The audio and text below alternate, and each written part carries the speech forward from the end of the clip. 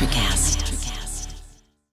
This episode is brought to you by Shopify. Whether you're selling a little or a lot, Shopify helps you do your thing, however you cha-ching. From the launch your online shop stage, all the way to the we just hit 1 million orders stage. No matter what stage you're in, Shopify's there to help you grow. Sign up for a $1 per month trial period at shopify.com/special offer, all lowercase.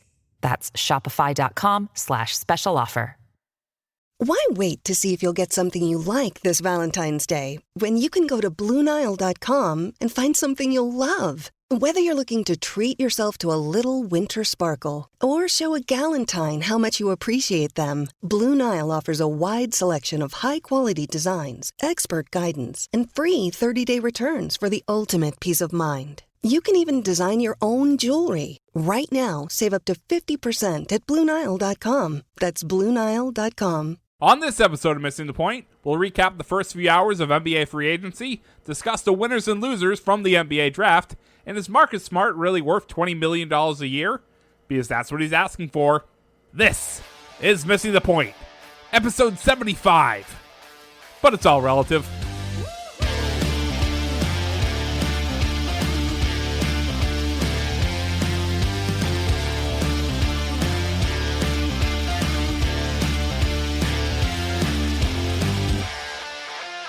I wasn't going to do a Marcangelo type intro and say, don't care how you're doing, but I do want to know how you're doing because I do care, Mike. I know we talked about it off air, but, fellas, I'll be doing tonight.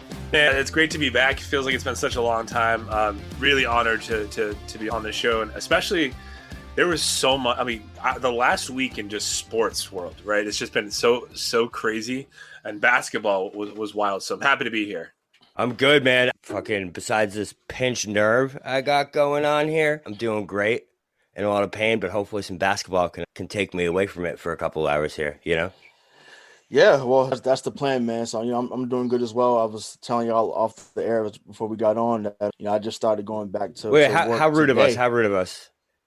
Rayshawn. How are you, Rayshawn? Are you good? Tired as hell, but I'm honestly I'm didn't ask because I don't care, right? You know what I mean? No, Like I understand. I wouldn't have any other way. So let's just get right into it. So we're recording this on a Monday on August 2nd. So the draft took place last Thursday. So we'll start with the Celtics since we are a New England Center show. So the Celtics drafted at number 45. They drafted this 18-year-old kid, Johan Gagarin. And they also signed undrafted free agent Sam Hauser out of Virginia. So, and also, they made a couple of trades to get under, just find some financial flexibility, excuse me. And like I said, I'm tired, so I'm jumping over my words. It's ridiculous. So they was able to trade for Josh Richardson and Chris Dunn. So, what was our thoughts about those moves, those draft picks, and those two trades?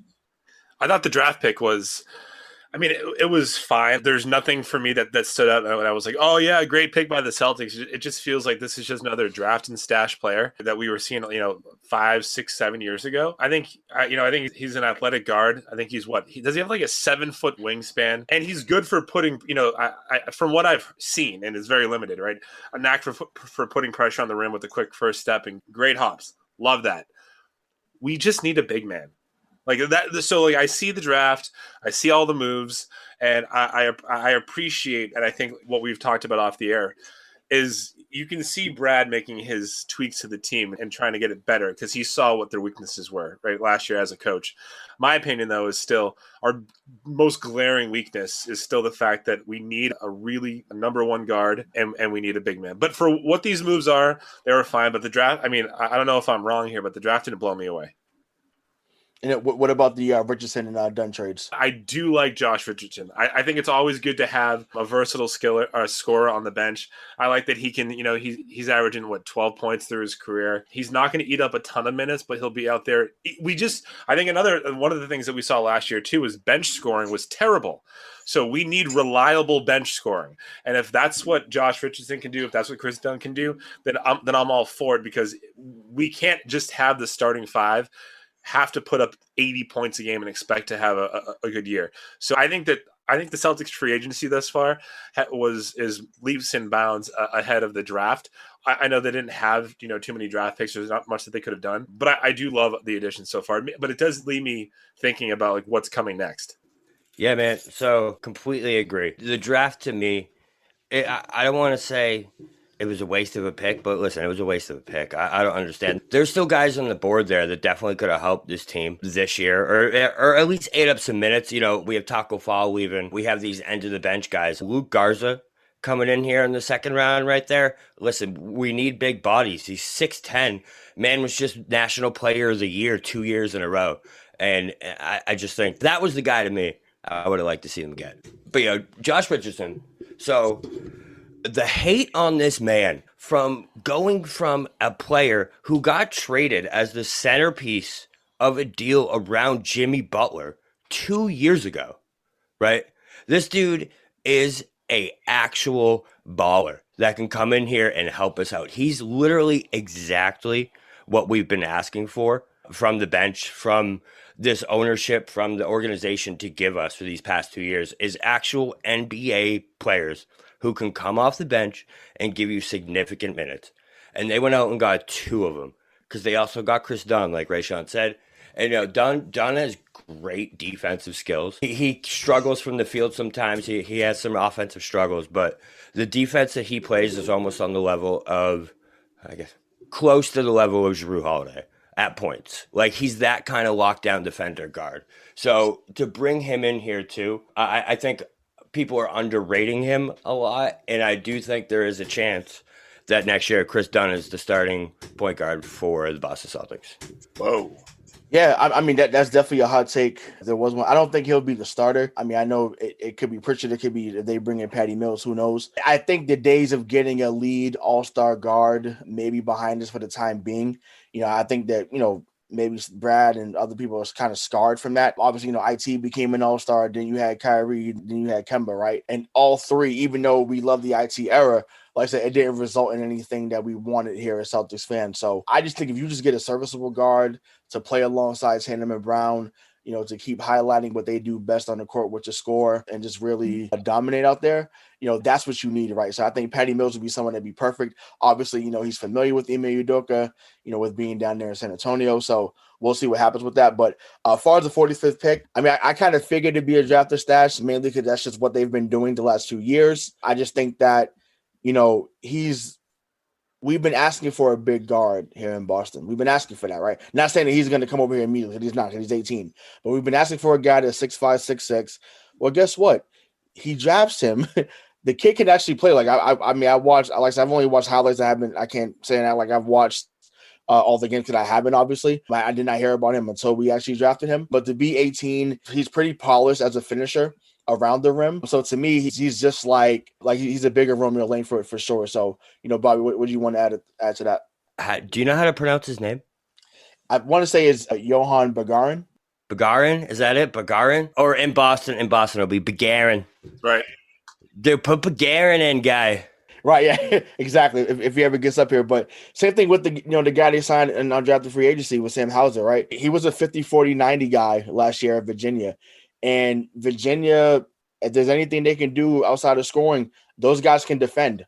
So that team has been historically good for defense in his last decade, I would say. So yeah, so someone that can shoot and possibly defend. He's 6'7". I think eventually, I would love to see what he does on the summer league roster for sure. So we'll see what happens. But yeah, as far as Richardson and Dunn coming, I'll start with Chris Dunn. I can openly admit this. I mean, it's on Facebook, so it's not like I can run away from it. But I was someone that wanted Chris Dunn draft night. I was not a Jaylen Brown supporter.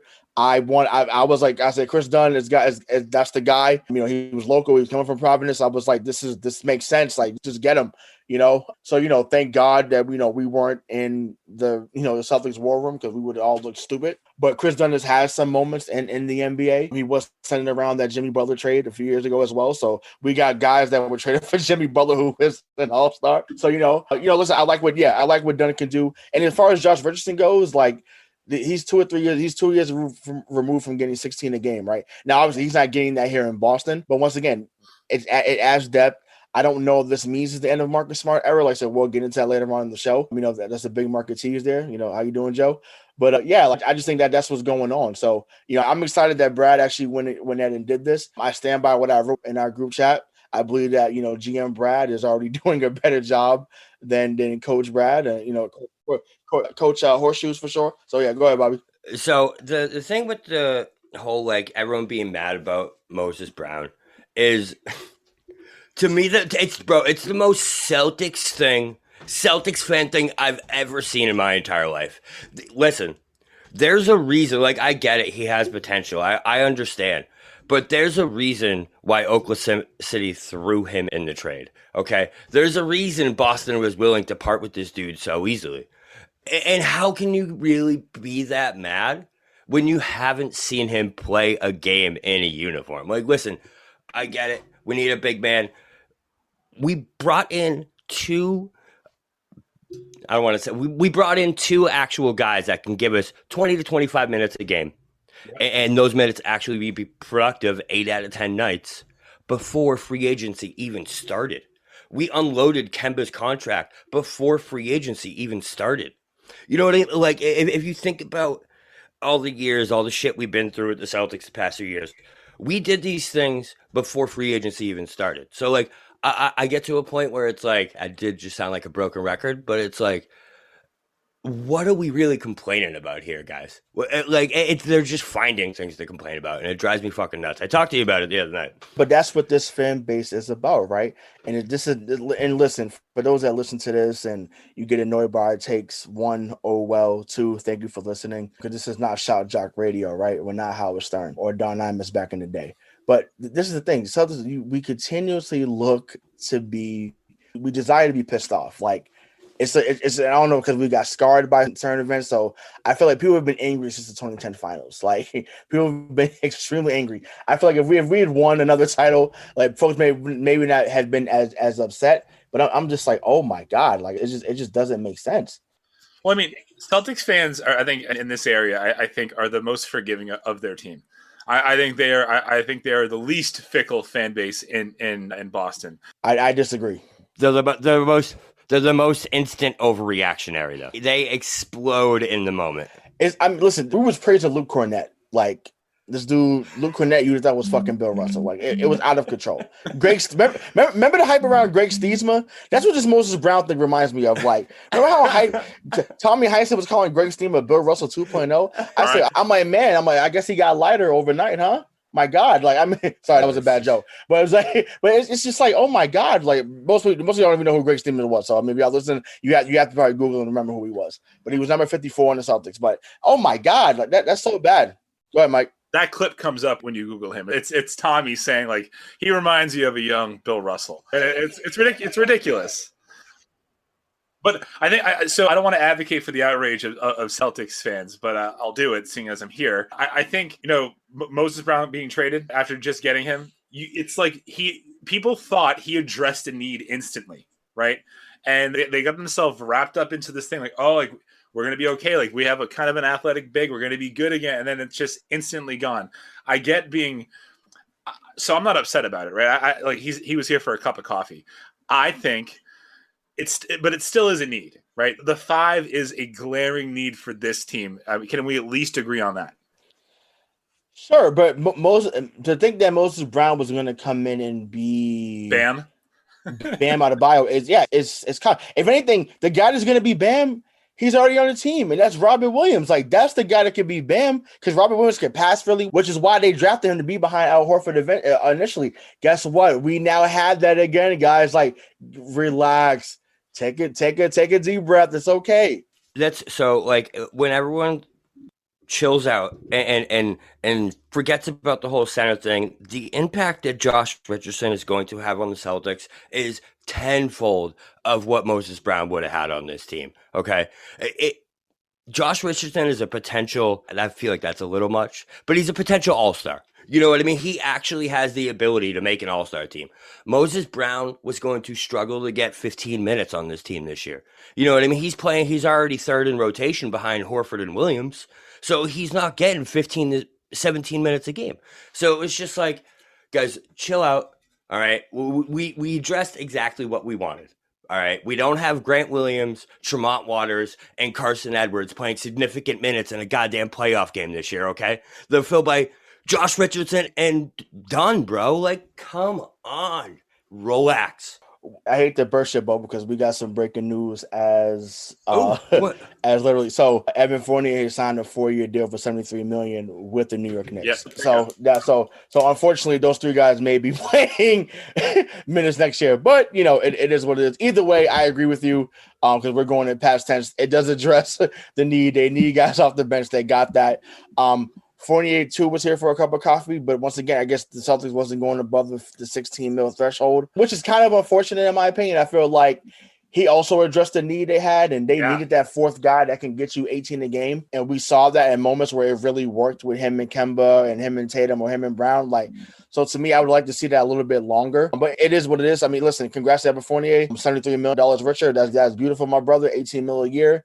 You were in Gotham City. New York had a really good season last year. So, and he's going to do nothing but add, to what they're building over there. As they say, now add to the culture that is the New York Knicks. So, yeah. So, I mean, that it is what it is. So, but like I said, we'll jump off the Celtics talk for now, and we'll get back into that later on. So, let's jump into the NBA draft. So, like I said, this is the NBA draft recap show. So, Cade Cunningham, who played at Oklahoma State, went number 1. So, how good do we think he's going to be?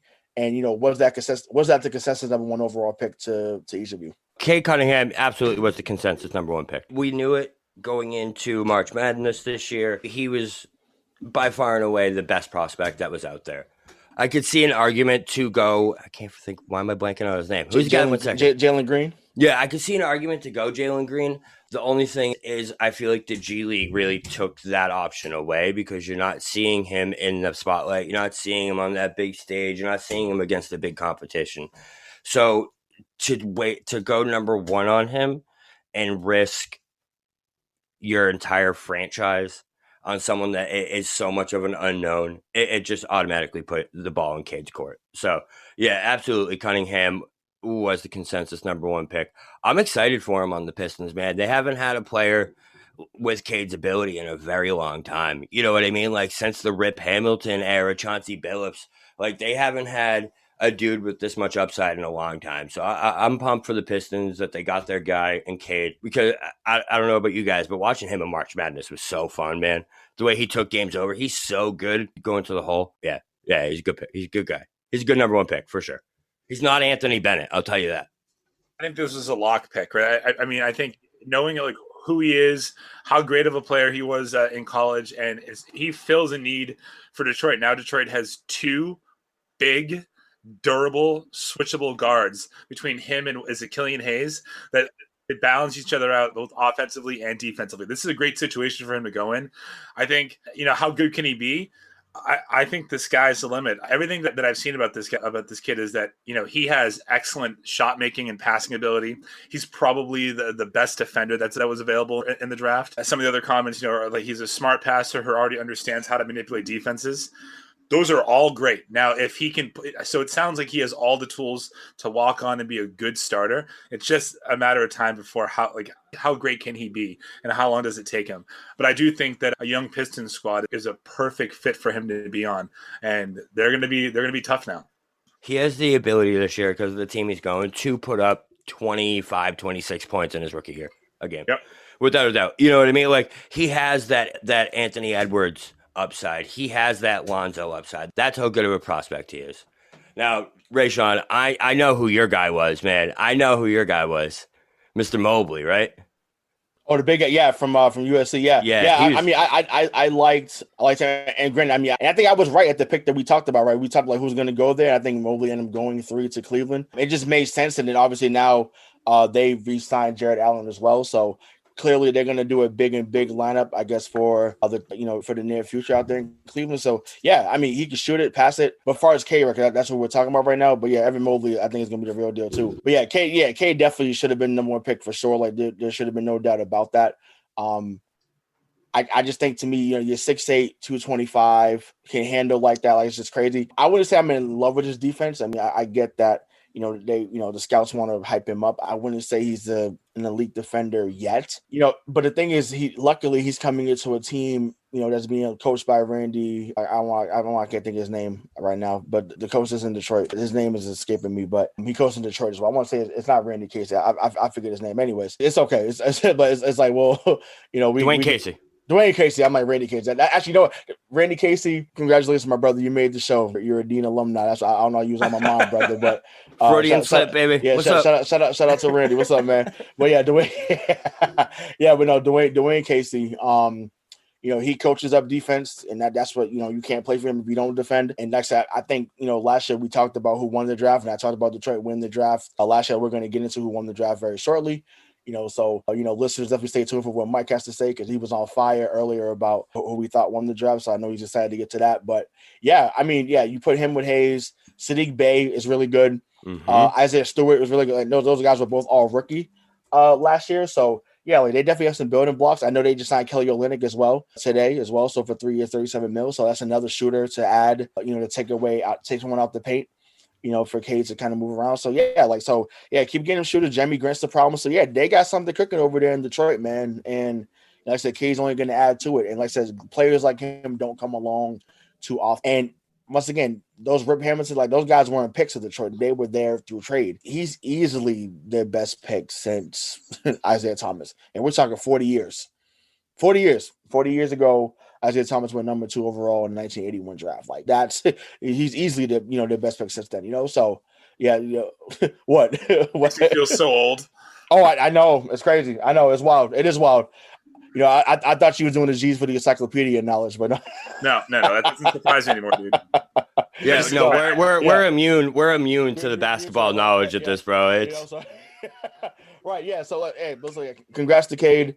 Detroit basketball. Like you guys got you one. I think I may order a jersey in the mail. I want to see if they come up with some shoes for him too, because I like the colors that the Pistons have. So, we'll go into that. So, but we'll leave it at that. So let's get into the winners of the draft. So, Mike, we'll start with you. So, who did you think won this year's draft? Yeah, so it was close for me, but I think that the winner, just because of the scenarios that are outlined, I think the Charlotte Hornets. I think they had the best draft of the nights, and I think it was close between them and probably Golden State. You think about it, they were able to draft an explosive scoring guard. What is it, James? Is it Bo Knight or Buck Knight? I think it's Book. No, it's James Book Knight. Book Knight. Book Knight. Book and then Knight. Book Knight. Okay, yeah. James Mm-hmm. Book Knight. I think that he was supposed to go top 10, right? And he slid. And then they're able to make a trade and pair that with an athletic big. Is it Kai Jones? So just think about this. The idea of LaMelo Ball pushing the pace in transition with Book Knight and Jones running the lane. That's scary. That's a scary thought. And then you still have weapons like Terry Rozier, Gordon Hayward, Miles Bridges, and PJ Washington. So I think knowing what you have already waiting for you, I think the Hornets hit it out of the park. Agreed. So I also was torn between two.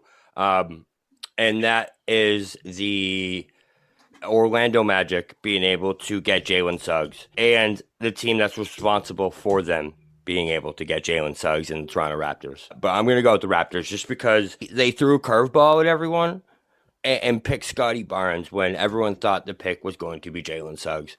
Now, listen, Scotty Barnes is a very, very raw player. I think he still has some time. But to pair him with Pascal I can never say his name. Siakam, thank you. With Pascal Siakam down low is going to be an immovable force down there. He can defend. He can do everything except for shoot the ball. So there's a bit of a Draymond Green vibe to him, and that's his upside. So I just think because of that defensive upside, because of the impact that he can have on the game, I think when it's all said and done, he might be the guy that has the best chance of being like a year in and year out all-star within like year 3 or 4. Him and Cade. Those are my two favorite guys coming in. So I got to go with the Raptors throwing a curveball and going with Scotty Barnes. Well, I want to add to that point, right? So, Scotty Barnes, this is what Leonard Hamilton does. And for those that don't know who Leonard Hamilton is, he's the head coach down at Florida State. Last year, at the same pick, Chicago picks Patrick Williams out of FSU. People was like, man, you had Devin Vassell. That was his teammate that, got pushed back to 11. He just gets wings that can guard and that can just play basketball. And that's just what they do. And that's why they've had a good run down there at Florida State, right? So I actually thought he would be a top 5 pick. I didn't think that was that much of a curveball, but I get, why. Obviously, if you have Suggs there, you should take him. But, I think Orlando probably needed him more than that. They probably also didn't think they was going to lose Kyle Lowry either, but that happened. So, oh well. But like I said, Barnes and Siakam, like I said, that's going to be great wings help you win in this league. Yes, like I said, you need an all-star guard. I truly believe that. I talk about that all the time. But if you have two great wings, that changes the game dramatically. And, Van Vliet's good enough to hold it down. And, they have to keep, some guys that they have. So they got to keep Gary Trent and some other guys they had there. But yeah, I have to agree with you though, Mike. Kai Jones was someone that if we stayed at 16, that's someone I would have wanted Boston to draft at 16. And like I said, not to go back to what we talked about with the Celtics, but I think that's why people were kind of upset too. It was like, wait a minute, like you give up the 16 pick and then it's like you give Moses Brown basically traded for Moses Brown essentially. And then basically selling the fan base like, well, Moses Brown would have been better than the 16th pick. And then, quicker than I could say 1, 2, 3 Cancun, he was gone. He was gone to Dallas.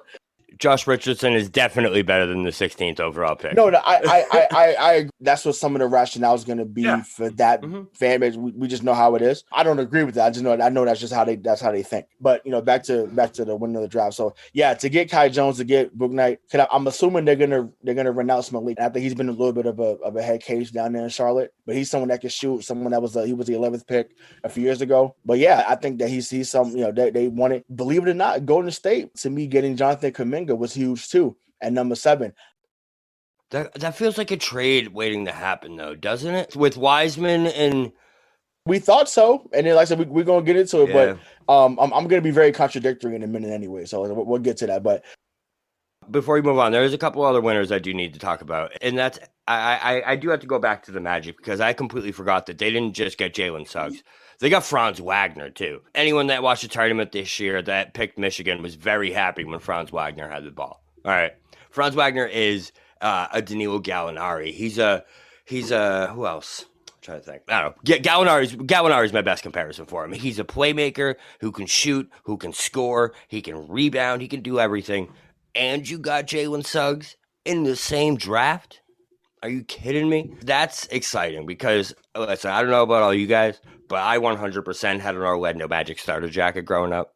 So, anytime the Magic are good, it's like, all right, let's go. Didn't have the starter jacket, but I definitely had the penny shoes and, had a little penny action figure, so definitely had that. I don't know if I had the jacket. I had the Hornets jacket, though. I did have that. Shout out to Alonzo Mourning, but go ahead, Mike. Also, just before, because there was, we talked about Golden State. I thought was my next one, but I think a low key winner of the draft were the Pacers, right? I think Chris? Chris Duarte, yeah, Duarte and Isaiah Jackson. I think that those two picks, again, not going to make big headlines, but those perfectly they complement the roster as it's currently constructed. And I think having a guy like Isaiah Jackson learning under Miles Turner sets them up to have a really good big man going forward for a long period of time. And I don't know a lot about Duarte, but I know from when I've seen that he's a lockdown defender and he's an NBA ready 3-point shooter, which is exactly what they need to complement with Chris McDermott. So he's set to hit unrestricted free agency, right? Yeah, actually, yeah, he walked. Yeah, so he's gone. So this is a perfect replacement. One more, too. We can't go any further without talking about the fact that the Lakers also picked up Russell fucking Westbrook. They have to come out. We can't leave the winners category without talking about the fact that, listen, I know it's a risk. I understand. But they went from guys that couldn't sniff LeBron's cleats to now three legitimate dudes there that, listen, if they don't go to the finals next year, it's now a failure for that team. That's how much this team jumped up after this past season, getting knocked out in the first round. All right, well, cool. Let's stay there then. Since Bobby jumped to that and brought it, that's fine. So, Mike, my bad. Yeah, no, that's good. That's fine. That's fine. It's our show. We do what we want to do. So, go ahead, Mike. So, what are your thoughts about the trade? I love the move. I think, I've been probably one of the only advocates in this group that has been saying, listen, I would love Westbrook on this team because he's just a dog. That he wants it. He will make everyone around him better. The biggest complaint about him out of Houston was from Harden, who said that he was on his ass for showing up late. If you're labeled like a nut job because of that, Sign me up. I want him. I don't know how he complements this team. I think the offense typically runs best historically, through LeBron, to Anthony Davis. And, I think one of the criticisms for Westbrook is that his shot selection is often poor. I do think that now he has this team, if healthy, and it really depends on what they can do now, because they put themselves in a position where I think they only have 4 or 5 people actually signed to the roster, and they're going to need a lot of veteran minimum players to come in. But this is a really good big three. Now, if Brooklyn's healthy, the Lakers cannot touch them, I don't think. But I love it, and I'm mad. Another time in my life as a Celtics fan where I'm pissed off at the Lakers because I wanted Russell Westbrook. No one else in Boston did. But I love it. They gave up a lot, but you have to get a player of his caliber, in my opinion. Can I ask, is the Buddy Hield off the table now? Do you know? Is it completely done? Because if they added Buddy Hield to that goddamn roster with those 3, and then you got Buddy Hield, who is, I think, probably one of the more underrated 3-point shooters in the history of the NBA. Like, this dude is absolute lights out from 3-point. He shoots, I think, 45% career from 3. I don't know if you guys remember him in Oklahoma, but he was a beast. Kills the Celtics too. Yeah, I wanted them to pick him over Jalen. Again, another person, right? Wasn't that the Jalen year? Yeah, he came out 2016. Yeah, but he went. So Jalen went 3rd. He went number 6. So yeah. But then you have 2 guys who are unstoppable driving to the rim, a dude who's unstoppable in the post, and a dude who shoots 45% from fucking 3-point. Dude, lights out. It's that roster is perfect, and I would love it. I hate the Lakers, but I would love to watch it. I have to admit. I don't think it would be on the table only because they gave up 4 guys to get Westbrook. Now, obviously, we know how things work. If you're one of the premier teams in the NBA, they'll shake and move mountains for you. So who knows, that could happen.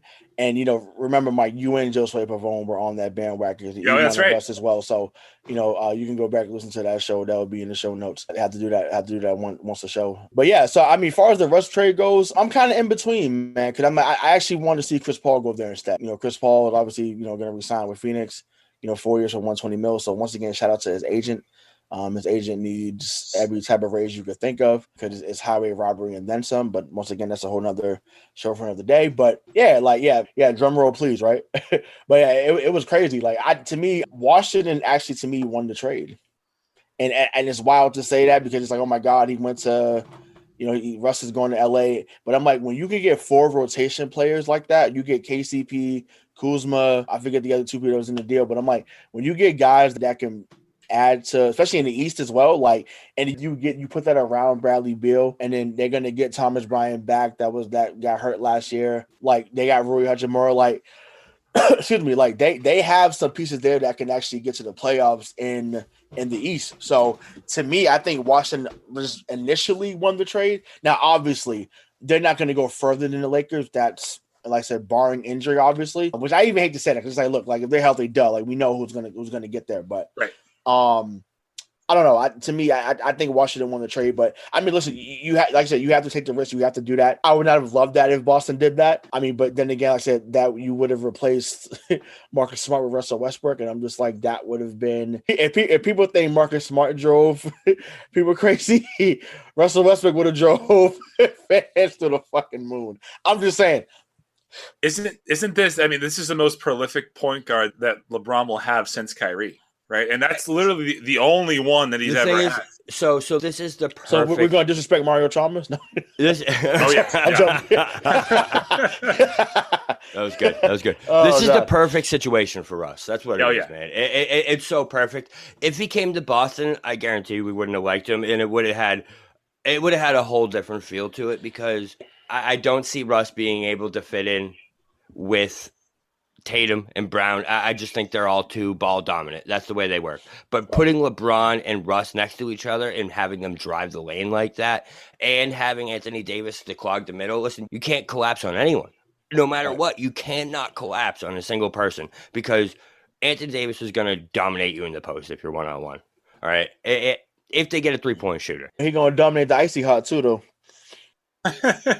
Yeah, so, I mean, who knows? I feel like this I feel like the Celtics logo on my chest is literally burning a hole into my chest with how much I'm talking, how good the Lakers are right now. I don't think they've done anything tonight, right? I mean, like I said, we're recording this on a Monday. I don't think they. I mean, as I'm saying, like, they did their stuff before, so it's just like, but obviously, recency. They have to do something now. Other teams are adding the great players. Like, it's like just chill. Like I said, Horseshoes has done a great job so far as a GM, and like I said, we'll see what they do next. So, like I said, we did go up to another topic we want to talk about. Like I said, we talked about Russ. I want to go back. So actually, Mike, I'll go with you because it's why we're just talking. Yeah. Who did you? Yeah, no, you're good. Who were your losers of the draft?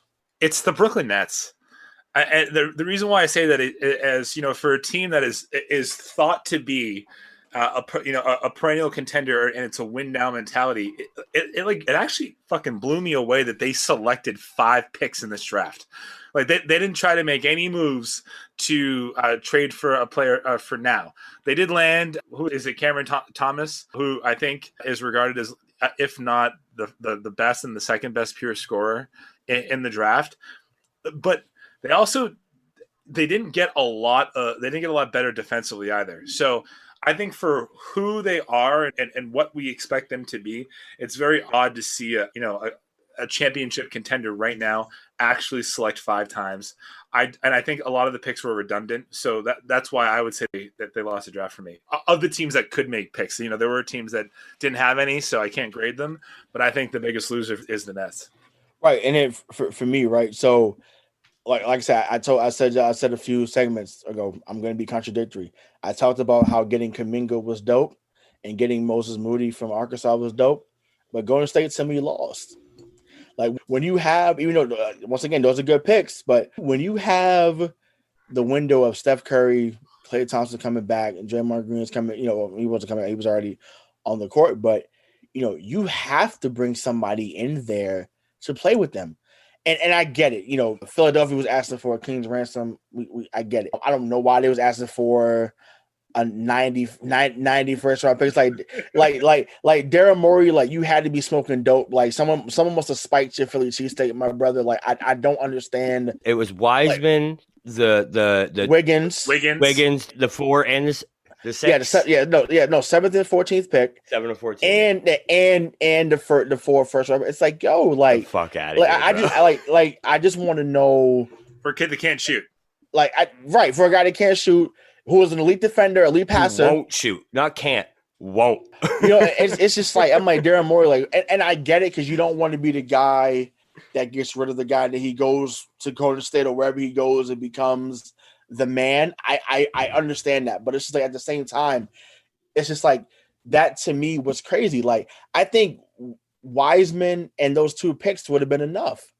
Or even Wiggins, right? Like Wiggins to me would have been fine. Wiggins, the 7th pick and the 14th pick for Simmons to me would have been fine, especially you're selling low on him right now. And the fact that you still could have got 2 first round picks for him, like that to me is crazy. But then again, because Philly believes they're in win now mode too, especially being in the Eastern Conference. But it's just like, yo, like you're not better than Milwaukee, obviously right now. You're not better than Brooklyn if healthy. Truth be told, if Boston plays such a potential, they're not better than Boston either, in my opinion, right now, right? So, so you don't think Golden State if no Philly. I'm saying Philly. Yeah. Like, so that's what I mean. Yeah. So I'm just speaking like in the East. I said Philly didn't want to take the deal. So or they was asking all that, but Golden State rejected it. But yeah, Golden State, man, to me, I said they ended up losing it because. I said you had to find a way to get that. Maybe they should have went after Beal. I get it. It would have been a 1-year rental, but who knows? Maybe he goes there, becomes in love with the Golden State crowd, which that crowd is unreal when them guys are on. Could have fell in love with it. His kids could have fell in love. His wife could have fell in love with it. So you never know what could have happened. Joe Laker and them guys take care of them guys out there. So I don't know, but yeah. But to me, I say even though I said I like the Kuminga pick, I like Moody. I said to me, they end up losing it because I said they didn't move off of those. They didn't move off of those picks. So it is what it is. So Bobby, you can give your losers. So I have my biggest loser is the San Antonio Spurs. Man, Josh Primo at 12. That's the biggest reach I've seen, man. He's as raw as it gets. He 3-and-D. He's good. But, man, I just feel like this team is losing their touch. I don't know what's going on with them.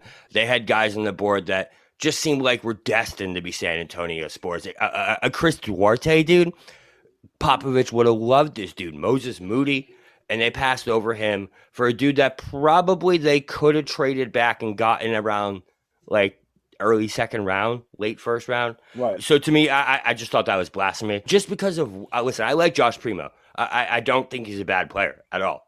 But he's not the 12th pick in the NBA draft. He is not a lottery selection. Isn't this a Bill Belichick type of move? It is. And that's what scares me. You know, Kyle Duggar got drafted D2. And he comes in and plays really well. Not saying that Primo's going to be that guy, but I agree with you, though. I do think in that sense that, Primo could be a complete bust. But no, I'm keep making your point. I know I cut you off. No, the other biggest loser, and this just sticks out because of who they passed up and let slide right past them, is the Memphis Grizzlies, man. What are you thinking? You have a guy that you can come and pair with Ja Morant and have a real scorer in Book Night, and you pass over him for Zaire Williams? And like, Zaire Williams isn't even supposed to go there. Like, that pick got traded, though. That's why. But did they end up trading that? Who'd they get? No, they traded with New Orleans, I think. Oh, God. I forgot who went 17th, but I agree. You're right. Book Night should have been the pick at 10. I agree. You have a chance to have like a Jalen Tatum. You know what I mean? Those are your two guys now that you build around. You have two legitimate NBA scorers. And when you have that in the NBA, you've won half the battle. You know what I mean? So I agree. So when you have an opportunity to do that and you pass on them for someone who I think is a poor man, not even Rudy Gobert, like a poor man, Andrew Bynum, he's not that good, man. He doesn't have any. You're not that guy, pal. Listen, he doesn't have any offensive skills. He has nothing. He's all.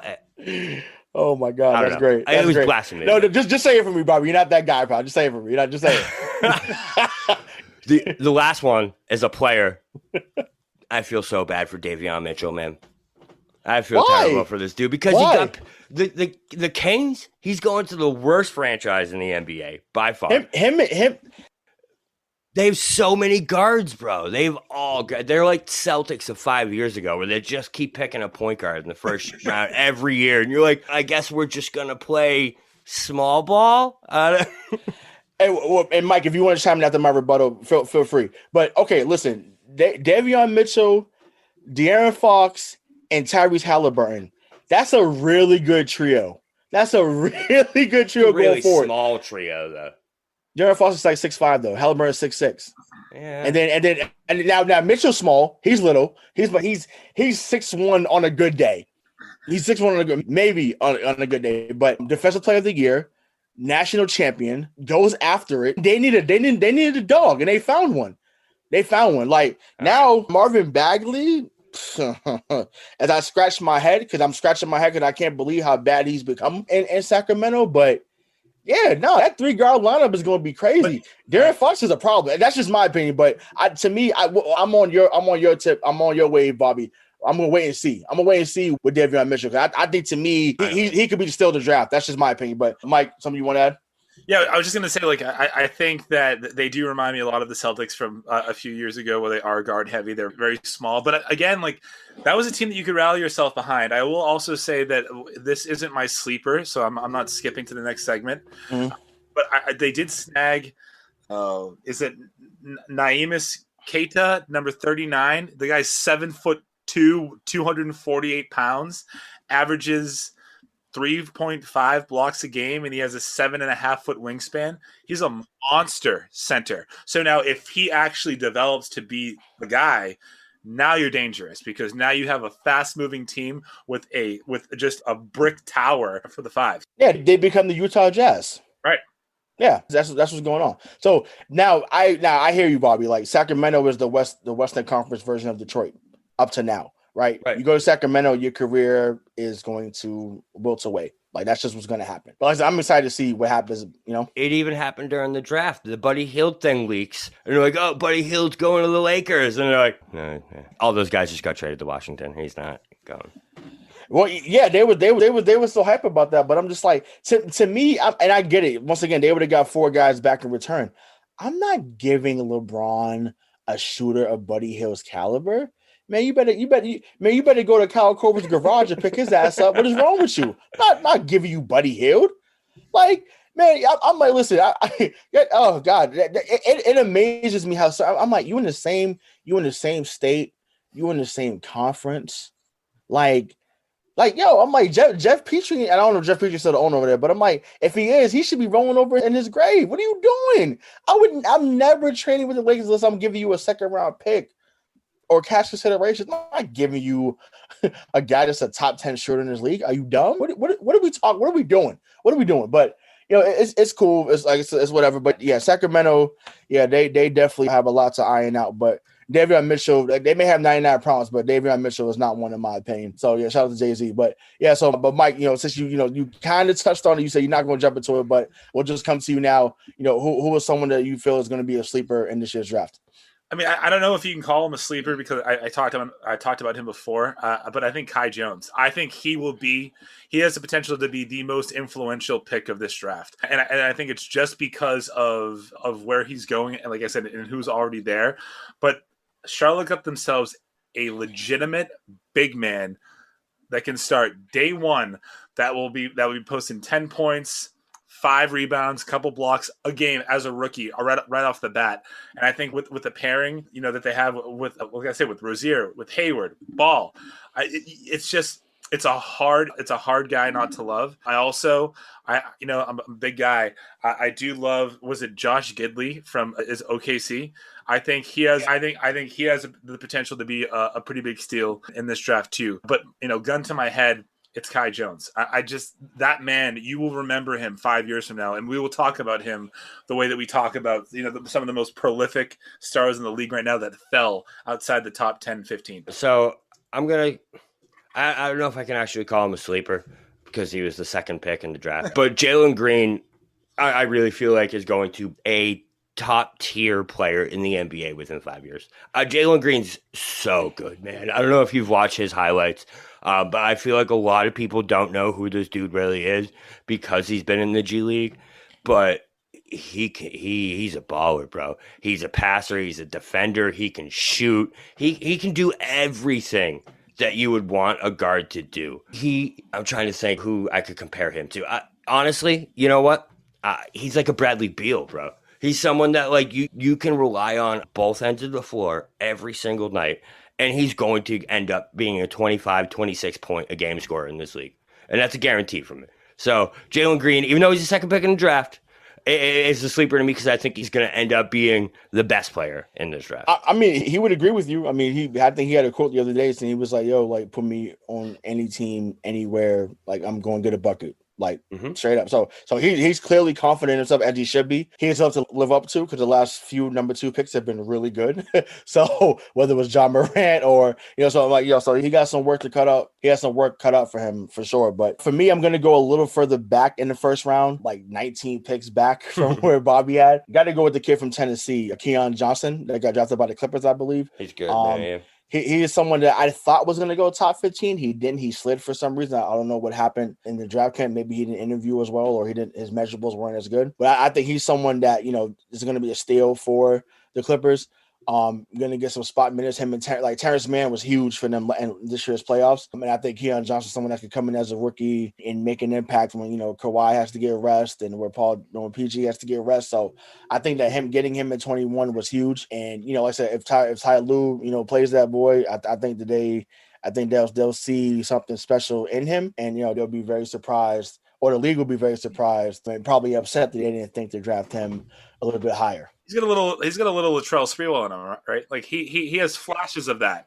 Yeah, just as long as you don't choke out coaches, but other than that, we'll be all right. I like that. I do. No. Yeah, sorry, I'm just being a jerk. But no, Mike, you're right. I mean, he definitely. Sorry, I know I say things so casually. My bad. But no, yeah, no. Listen, it was like 1997, and the Timberwolves sucked. It's okay. No, yeah, I know. Well, tell that to PJ Carlissimo. Tell him that. But I just think that that is a good compare. That's a good comparison. So yeah, we'll see. I think that the Clippers would love for him to become Latrell Sprewell, because now that means you can kind of move off some people to kind of let him be more of a guy. So Bobby, with the last one before we go to some Celtics talk at the end. So I don't even know where's he even from? Turkey. Alperen Sengun. This guy he has shades of Sabonis. He's got shades of Cantor. He's that European center, but he's the best version. To me, he's the version of that with the highest upside that we've seen in a long time. He's going to be better than Cantor. He's going to be better than Valanciunas. This guy's really good. Rockets gave up 2 first-round picks to go up and get him at 16. So they obviously have a high grade on him. And we all know Houston loves those European centers and actually foreign centers. So I think that's a big sleeper right there. Watch out for him. He's going to be something good in this league. If he can develop that defense a little, and as long as he doesn't turn into an Enes Kanter. Or a Darko Milicic.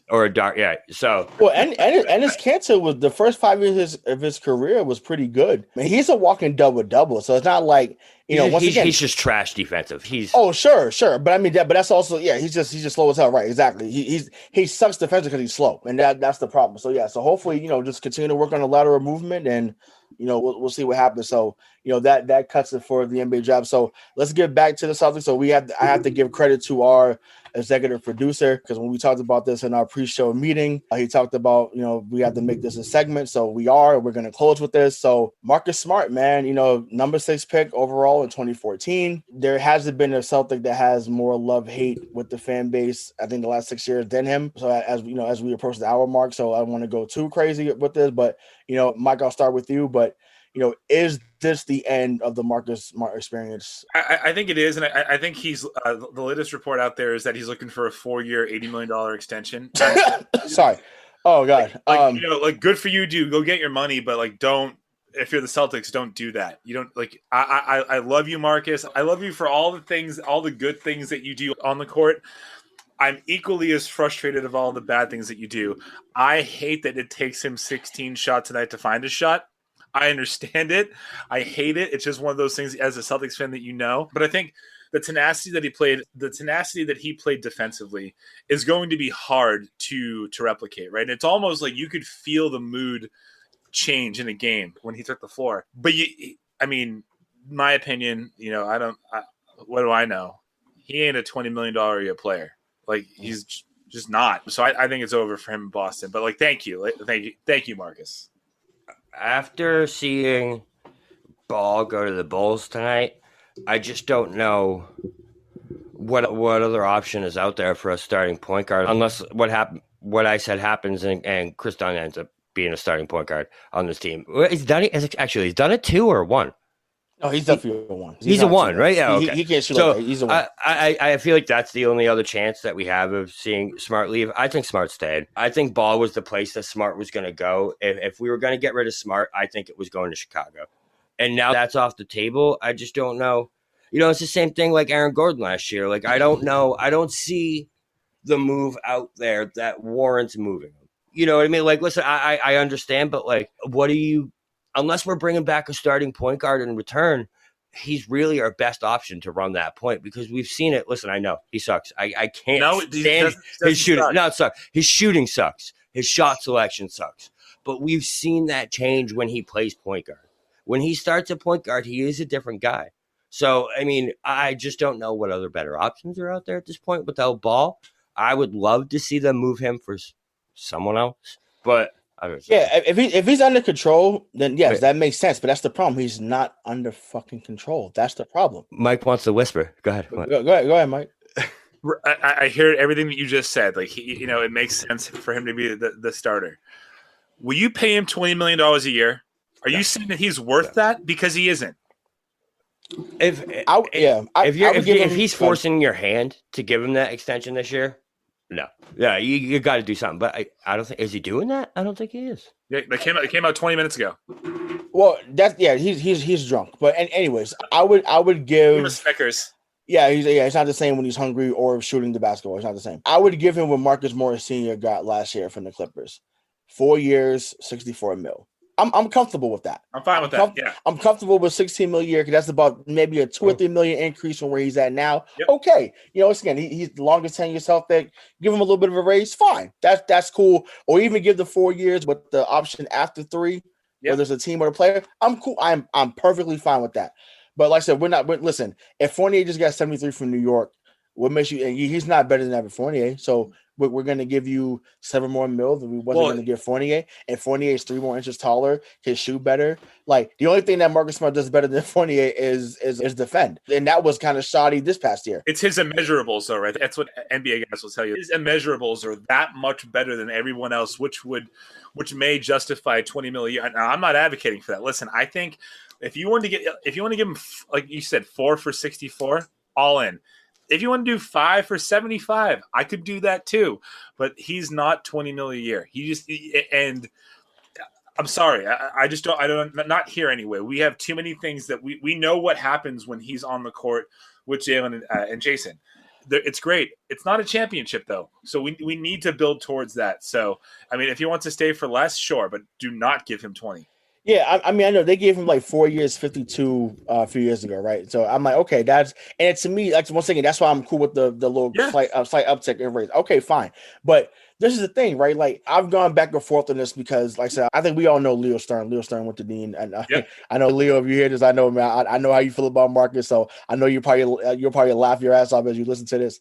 The amount of Facebook posts we've gotten tagged in over the years. Yeah. I know he despises Marcus with every fiber of his being. So is our friend John. They can't stand him. Marcus Smart, like I said, when under control was fine. Like I said, we get that.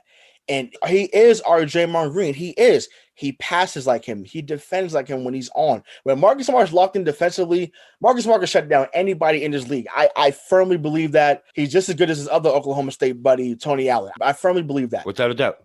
But it's just like, once again, it's because we haven't won. That's why we no longer tolerate Marcus. Because you can rest assured, if Golden State had not ever won, or they only won one time in 2015, Draymond Green's ass would have been out of there. Yep. Because when you cost a team a win, you cost a team a game because you're kicking someone in the nuts, or you're yelling at a ref, or you're yelling at a coach, or you're yelling at their best player and pushing them out the fucking town, like that. If Marcus Smart was the reason why Kyrie left, oh my god, can you imagine? Or Marcus Smart was the reason IT left. Do you know the backlash? That's what I'm saying. So it's just like, to me, like he is our Draymond Green, but because we haven't won, we kill him, because it's just like, yo, like like I said, we just said it a few seconds ago, like you're not that guy, pal. Oh. But who knows? Maybe Ime could get something out of him that Brad did not get, and who knows? But we're gonna find out though, because they're not gonna trade him. You can't go 4 for 80 with Marcus right now, because that takes you right out of the running for everything that you're setting this team up for, and that's 2022 free agency and 2023 free agency. You can't do that. Jesus, wow. So for our listeners, the reason why we're saying Jesus is not because we're at church. But that's where Bradley Beal. We said, listen, that's when Beal's a free agent. That's when Curry becomes a free agent. That's when all these guys that, like, listen, I would froth at the mouth with the possibility they could be a Celtic. If Marcus Smart takes that away from me by them giving him 20 mil and then shoots those goddamn threes, I swear to fucking God, I'll still watch the team. But I just can't. Yeah. I can't. And you'll still say championship DNA. Yeah, I can't. Right. No, listen, that makes complete sense. But I mean, listen, man, like, don't take that away from me, Mark. Please, we're still gonna watch, but it's like we will watch begrudgingly if that's the case. But just Brad, continue what you've been doing. You're trying to create financial flexibility. Keep doing that. If you just need to sign Patty Mill for the mid-level, do that. 3 years, 27 mil. I'm cool with that. 3 years, 27 mil for Patty Mills. I would bring back Rudy Gay too. I would sign Rudy Gay. I would sign him to another 2-year deal. What about IT? Bring IT. So home, So that's the last question I want to ask, right? So the king of the fourth, right? IT time. Should he be back in the Celtics uniform? So Bobby, I'll start with you. Should he be back in the Celtics uniform? Bro, not only should he be, but it seems like the Celtics players also think he should be. Jaylen Brown the other night on Twitter shared the Isaiah Thomas scoring 61 points with just like a let's go. He's got to come back, man. He looks ready. He looks good. I get it's against inferior competition, but no one with a bad hip is going to be able to drop 61 in any basketball game ever. Listen, I have a pinched nerve in my neck and I can barely goddamn podcast right now. Okay. So let's be real here. Isaiah's back. It's time. Listen, Danny's gone. So that's who fucked Isaiah over before. Brad's going to be like, Isaiah, man, you're a hero here. Come home, bro. Okay, you can't sorry, not a tangent. You can't say he fucked Isaiah over. He got Kyrie Irving in return. You do that 11 times out of 10. Yeah, no, agreed. No doubt about it. Isaiah Thomas gets traded for Kyrie. He was wrong though. He was wrong though. He was. Sure. You're right, but he was wrong. He definitely was wrong. Not really though. I mean, he was wrong with the fit, but I mean, IT has never been the same since he left. He has literally never been the same. He has not played a full season since he left. That trade shouldn't have gone through, honestly. They should have avoided that trade. They should avoid it because I can't believe I don't know how they got him to pass the physical if they like shot him with some stem cells in that hip or something like that. Well, that's what should have did. Yeah. You know, I just want to turn this around on you, Ray, for just the last minute of your show. Would you be comfortable with Chris Dunn and IT as your as your 2 point guards? No. But it wouldn't be. You'd have Pritchard too. No, but I'm saying, but even with him, no. Like I'd put Craig out there before that combination. I'm sorry. Yeah. So what you do? No,